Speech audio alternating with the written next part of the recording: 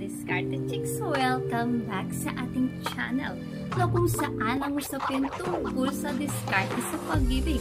Sa video na ito, pag-uusapan natin ang 10 effective at murang halagang date ideas na po pwede nyo nang gawin ngayon para ma-impress ang nililigawan ninyo. So wala na tayong paligoy-ligoy pa, tara na simulan na natin.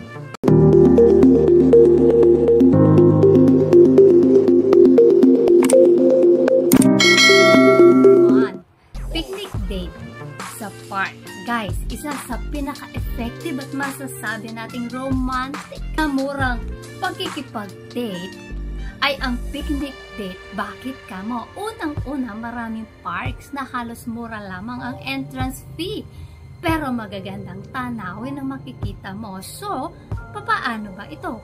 Ang effort mo lang dito kung tutuusin ay pagdadala mo ng kumot o pwedeng upuan sa mga damuhan at syempre ang inyong foods and drinks. Syempre, isa sa alang-alang mo ang panahon, diba? Dapat summer o walang ulan. Okay, ito kasi kakaibang date ito. Fresh air at magagandang tanawin. At sigurado ma-impress sa'yo ang babae kasi hindi ito yung karaniwang mall date na maiba naman ang setup kung bakit. Number 2, cooking date sa bahay. Guys, isa ring effective na paraan ito kasi meron kayong gagawin dalawa na magkakaroon kayo ng bonding. Pwede ito either sa bahay niya o bahay mo. Ano bang kailangan dito? Kung may recipe ka na talagang master mo, pagkakataon mo na ito para mapatikim sa kanya ang iyong luto. So, ang kailangan dito ay syempre yung mga sangkap sa lulutuin nyo. Mura lang naman ito mga guys kung tutuusin kasi sa palengke mo lang naman bibilhin. Alam nyo ba mga guys, mas mura ang kumain sa bahay kaysa restaurant? Syempre naman, at ang pinakamalaking benefits nito ay yung bonding ninyong dalawa sa kusina. Ewan lang natin kung ano pa ang pwede ninyong lutuin pagkatapos, di ba? So, edi wow. Number 3, stargazing.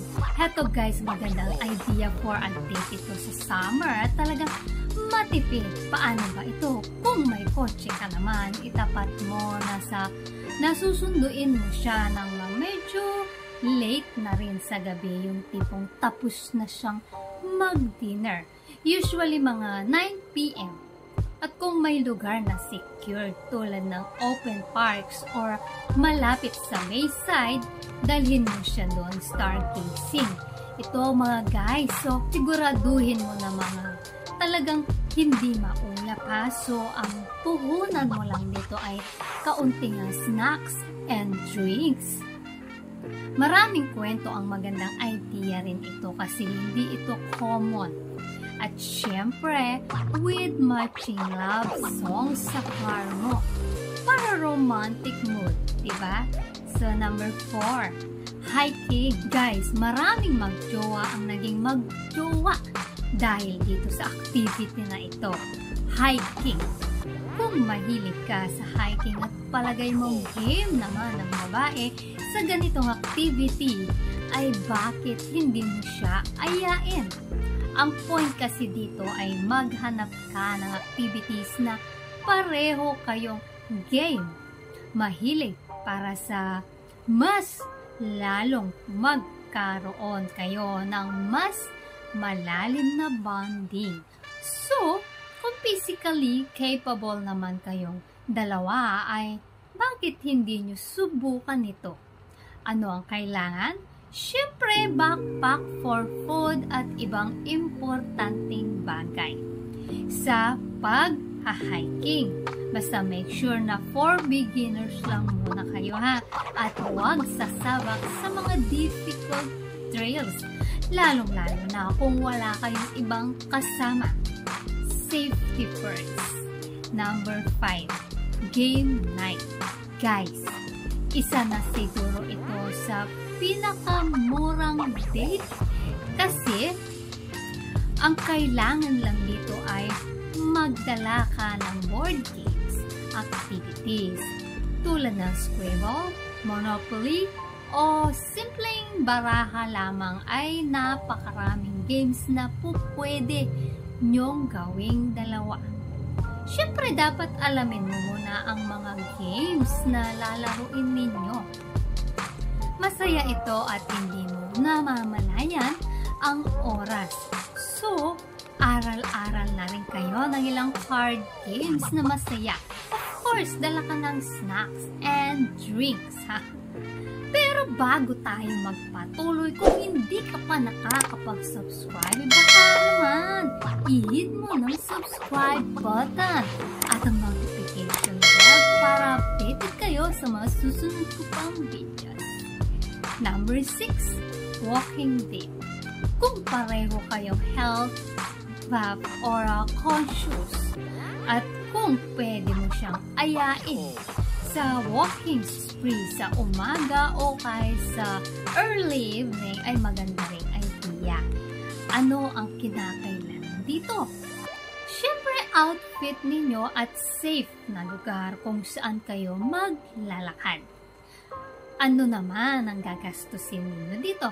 Siyempre, breakfast or dinner din. Ang kagandahan sa walking ay maraming options na mga karinderya. Baka isipin naman ng babae na ang cheap mo naman. Ang advice ko sa inyo mga guys ay mag-scout na muna kayo sa lugar na paglalakaran ninyo. At alamin kung saan medyo mura at disenteng karinderya. Siguradong meron at meron nito. Maganda ang walking kasi marami kayong mapagkukwentuhan. Planning ang susi dito. Sa number 7, attend a local festival or event. Guys, isa pa itong maganda at murang date activity.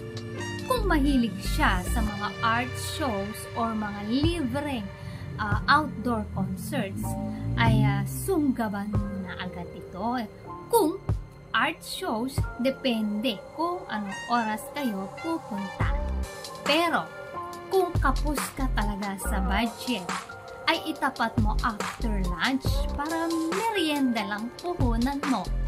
Kung free concert naman, usually outdoor ito, ay malamang dinner ang puhunan mo dito. So again, pagplanuhin mo mabuti.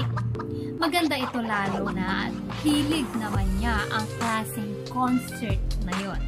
So number 8, biking. Heto guys, kung marunong naman siyang magbisikleta, ay pwede mo rin siyang ayain. Yun lang, kailangan pareho kayong may bike. Kung meron naman, ay kailangan lang dito ng safe na lugar at oras.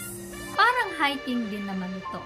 Dala ka ng snacks at drinks, yung dalawa.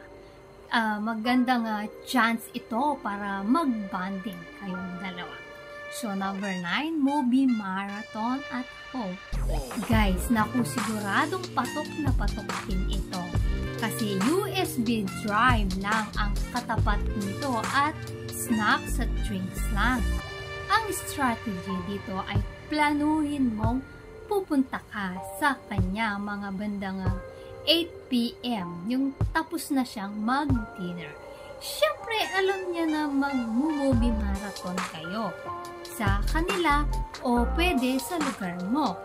Ang importante ay alamin mo kung anong klaseng movies ba ang type niya.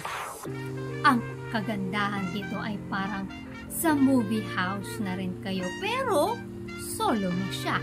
Siyempre, lagyan mo ng mga 5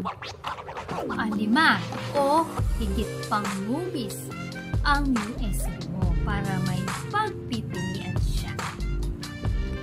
So number 10, motorcycle date.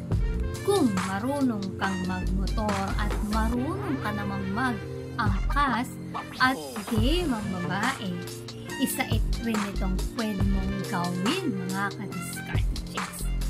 Ang maganda dito ay syempre may halong thrill at excitement. Pero syempre dapat isaalang-alang mo higit sa lahat ang safety ng babae.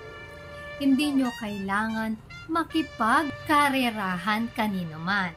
Mura lang gasolina na makokonsumo nito at malayo rin ang mararating ninyo. Pagplanuhan mong mabuti lang kung saang magagandang lugar kayo pupunta. O ayan mga ka-discard 6 ang 10 ideas na po pwede nyo gawin sa date ninyo na hindi kayo mamumuluti. Ang tamang pagpaplano ay sikreto para maging successful ito. Syempre, higit sa lahat, ay isaalang-alang ninyo ang safety ninyong dalawa. So, kung nagustuhan mo ang video na ito, ay huwag kalimutang mag-like, share, subscribe para sa iba pang useful na content. Maraming salamat sa panonood. Hanggang sa susunod na video, ingat kayo palagi. Let's spread